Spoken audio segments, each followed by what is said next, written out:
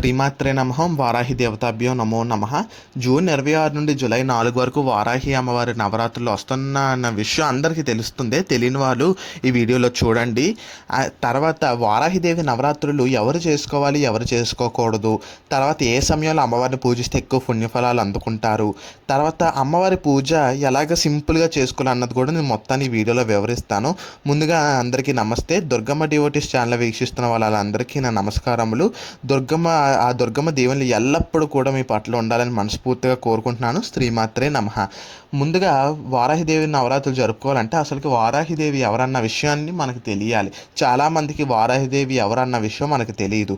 అసలుకి చెప్పాలంటే వారాహిదేవి కాశీ క్షేత్రపాలకురాలు, తర్వాత దండనాయకి, లలితాదేవి యొక్క సైన్యాధిపతిరాలు. వారాహిదేవి ఎలా ఉద్భవించింది అంటే లలిత అమ్మవారి యొక్క అహం అంటే నేను అన్న అహం నుండి ఉద్భవించిన ఆవిడే వారాహి అన్నమాట. వారాహి అమ్మవారు నవరాత్రులు ఎవరు చేసుకోవాలి, ఎవరు చేసుకోకూడదు అన్న విషయానికి వస్తే వారాహిదేవి నవరాత్రులు ప్రతి కులం, ప్రతి మతం వారు కూడా నిర్భయంగా అమ్మవారి నవరాత్రులు చేసుకోవచ్చు. అమ్మవారి నవరాత్రులు ఎవరైనా చేసుకోవచ్చు. దీనికి ఎటువంటి ఆచారాలు అవి కూడా ఆనవాయితీ అది కూడా లేదు. అమ్మవారి నవరాత్రులు ఎవరైనా చేసుకోవచ్చు. తర్వాత అమ్మవారి నవరాత్రులు ఎవరు చేసుకోకూడదంటే అమ్మవారికి మనకి ఓపిక సహనం అనుకరించాలి. అసలుకి చెప్పాలంటే గర్భిణీ స్త్రీలు ఎవరైతే 6 నెలలు దాటి ఉంటారో వారు, తర్వాత వృద్ధాప్యంలో ఉన్నవారు, కుదరని వాళ్ళు అమ్మవారి నవరాత్రులు అయితే చేసుకోకూడదని అంటారు.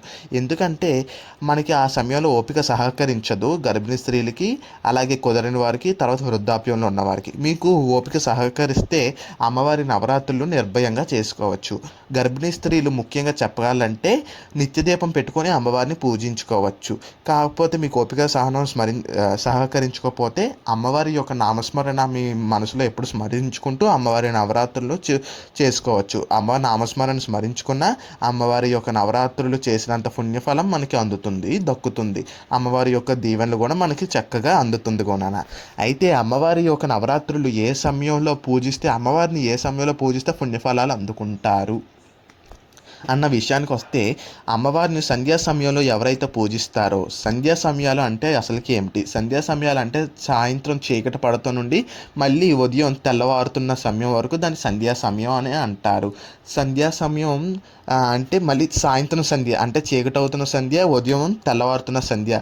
ఈ సమయం ఉదయం సాయంత్రం సంధ్యా సమయంలో కూడా అమ్మవారికి ఎక్కువ శక్తి ఉంటుంది. ఎందుకంటే అమ్మవారు సాయంత్రం సమయంలోనే గ్రామ సంచారానికి వెళ్తారు. అమ్మవారు అసలుకి చెప్పాలంటే కాశీ క్షేత్రపాలకురాలు. కాశీ క్షేత్రాన్ని మొత్తాన్ని కూడా అమ్మవారు రాత్రే సందర్శిస్తారు. అమ్మవారి క్షేత్రాన్ని మొత్తాన్ని కూడా కాపాడుతుంది. ఆ సమయంలో అమ్మవారి యొక్క శక్తి యాక్టివేట్ అయ్యి ఉంటుంది. ఆ సమయంలో అమ్మవారికి ఎక్కువ ఎవరైతే పూజిస్తారో వాళ్ళు అమ్మవారి దీవెనలు చక్కగా అందుకున్నవారు అవుతారు. అసలుకి వారాహిదేవి నవరాత్రులు సింపుల్గా ఇంట్లో ఎలా చేసుకోవాలి అనేసి అంటే అమ్మవారి నవరాత్రులు సింపుల్గా ఎలా చేసుకోవాలంటే చక్కగా మీ ఇంట్లో అమ్మవారి ఫోటో ఉంటే అమ్మవారి ఫోటోని చక్కగా అలంకరించుకోండి. ఒకవేళ మీ దగ్గర అమ్మవారి ఫోటో లేకపోతే చక్కగా చిన్న ఫోటో కానీ మీకు నచ్చినంత ఫోటో అమ్మవారిని తెచ్చుకోండి. అమ్మవారి ఫోటో తెచ్చుకొని చక్కగా పసుపు కుంకుమలతో అలంకరించుకోండి. అమ్మవారి ఫోటోని అందరూ పూజించుకోవచ్చు, అందరి ఇంట్లో ఉండొచ్చు. అమ్మవారు రాక్షసులకే ఉగ్రదేవత తప్ప మనలాంటివి భక్తులకి అమ్మవారు ఎప్పుడు కూడా కన్న తల్లిలాగే ప్రేమ చూపిస్తుంది. అందుకే అమ్మవారి యొక్క ఫోటో ఇంట్లో ఉంచుకోవచ్చు. ఎటువంటి భయం కూడా లేదు. అయితే అమ్మవారి నవరాత్రుల్లో అమ్మవారి విగ్రహం మాత్రం మీరు విగ్రహం యంత్రాల జోలికి అస్సలు వెళ్ళొద్దు. విగ్రహాన్ని తెచ్చుకోవాలని మీకు మనసులో అవుతే అంగుష్టం అంటే 9 ఇంచుల కంటే 9 అడుగుల కంటే చిన్నదే తెచ్చుకోండి. అంటే 9 సెంటీమీటర్స్ కంటే చిన్నదైతేనే అమ్మవారికి విగ్రహాన్ని ఇంట్లో పెట్టుకోండి. లేకపోతే అమ్మవారి విగ్రహాన్ని జోలికి వెళ్ళొద్దు. యంత్రం జోలికి అయితే అస్సలు మీరు వెళ్ళకండి. ఎందుకంటే యంత్రాన్ని పూజించే అంత శక్తి సామర్థ్యాలు మనకు ఉండవు. అందుకు ఇంట్లో ఎక్కువ యంత్రాలు పెట్టుకోవడానికి ఇష్టపడరు. కనుక మీరు ఎవరు కూడా నా యంత్రాన్ని జోలికి వెళ్ళకండి.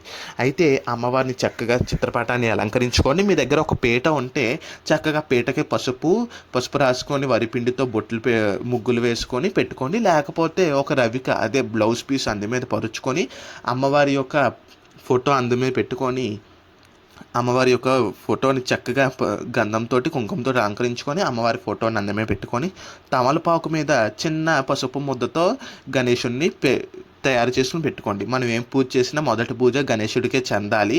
అందుకు మొదటి పూజ కొరకు గణేశుడిని చక్కగా పసుపు ముద్దతోటి చక్కగా కుంకుమ పెట్టుకొని గణేశుడిని పీట మీద పెట్టుకొని అమ్మవారికి చక్కగా అది ఏటి ప్రీతికరమైన పువ్వులు అంటే అమ్మవారికి ఎరుపు రంగు పువ్వులు అంటే మహాప్రీతి. అమ్మవారికి ఆ రంగు పువ్వులు అంటే చాలా ఇష్టం. అమ్మవారికి ఎవరైతే ఎక్కువ ఎరుపు రంగు పువ్వులతో పూజిస్తారో అమ్మవారి పుణ్య ఫలాన్ని కూడా మీరు అందుకునేవారు అవుతారు. తర్వాత అమ్మవారికి ఇష్టమైన ప్రసాదాలు ఏంటంటే దుంపలు. ఎందుకంటే అమ్మవారు వరాహ రూపం కాబట్టి వరాహ రూపానికి ఎక్కువ దుంపలు అంటేనే ఇష్టం. అందుకు మీరు చిలకడ దుంపలు, కంద దుంపలు ఇలాంటివి తెచ్చుకొని పెట్టుకోవచ్చు. మీరు వారాహిదేవి నవరాత్రులు ఉదయం పూట మామూలుగా చేసినా కూడా సాయంత్రం పూట ప్రత్యేక అలంకరణతో అమ్మవారిని పూజించుకోవాలి. ఎందుకంటే ఆ సమయంలో అమ్మవారి యొక్క శక్తి యాక్టివేట్ అయ్యి ఉంటుంది కాబట్టి ఆ సమయంలో అమ్మవారికి పూజించుకుంటే ఎక్కువ పుణ్యఫలాల్ని అందుకున్నవారు అవుతారు.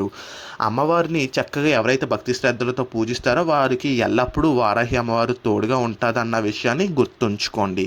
అయితే మొత్తాన్ని కూడా నేను వారాహి అమ్మవారి పూజా పీట, పూజా విధానం ఎలాగ చేసుకోవాలి అన్నది మొత్తం అంతా కూడా నేను పీట ఎలాగ అలంకరించుకోవాలి, అమ్మవారిని ఎలాగ అలంకరించుకోవాలి అన్నది మొత్తం అంతా కూడా ఒక వీడియో తీసి నేను మళ్ళీ 2 డేస్లో అప్లోడ్ చేస్తాను. ఆ వీడియోలో మీ డౌట్స్ అన్నీ క్లారిఫై చేసుకోవచ్చు. ఇంతవరకు మీ డౌట్స్ అన్నీ క్లారిఫై అయ్యాయని అనుకుంటున్నాను.